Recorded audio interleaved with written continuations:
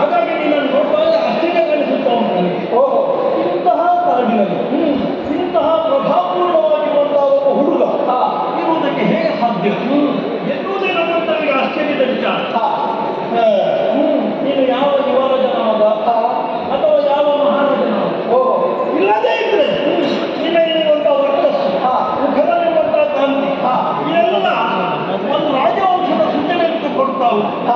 ಕಾಡಿನಲ್ಲಿರುವಂತಹ ಯಾರೋ ಒಬ್ಬ ಮುನಿವಂತರಿರುವ ಹಾಗೆ ನಾನು ಅದನ್ನು ಹೇಳ್ತಾ ಇದ್ದೇನೆ. ಕುತೂಹಲ ಭಾಗನಾಗಿದ್ದೇನೆ. ಯಾರು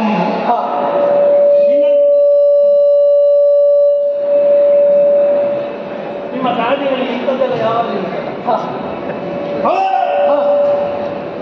ನಿನ್ನ ನೀನೇ ತಂದ ಯಾರಾದ್ರೂ ಬಿಟ್ಟದ್ದ? ನೀನಾಗಿಯೇ ಬಂದದ್ದ? ನಿನ್ನ ಅಪ್ಪ ನಿನ್ನ ಅಮ್ಮ ಇಲ್ಲೇ ಇದ್ದಾರೆ ಅಥವಾ ಅವರನ್ನು ಬಿಟ್ಟು ನೀನು ಬಂದದ್ದ? ಇಲ್ಲಿ ಇರುವುದಕ್ಕೆ ಕಾರಣ ಬೇಕಲ್ಲ.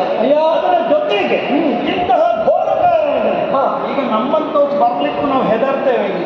ಅಂತಹ ದಟ್ಟಾರಣ್ಯದಲ್ಲಿ ನಮಗೆ ಸಂಬಂಧಪಟ್ಟಂತಹ ಒಂದು ಕುದುರೆಯನ್ನ ನೀನು ಕಟ್ಟಿದ್ದಿ. ಕಟ್ಟುವುದಕ್ಕೊಂದು ಉದ್ದೇಶ ಬೇಕು ಬೇಡ. ಕಟ್ಟಿ ನಿನಗೆ ಲಾಭ ಆಗ್ಲಿಕ್ಕೆ ಏನಿಲ್ಲ.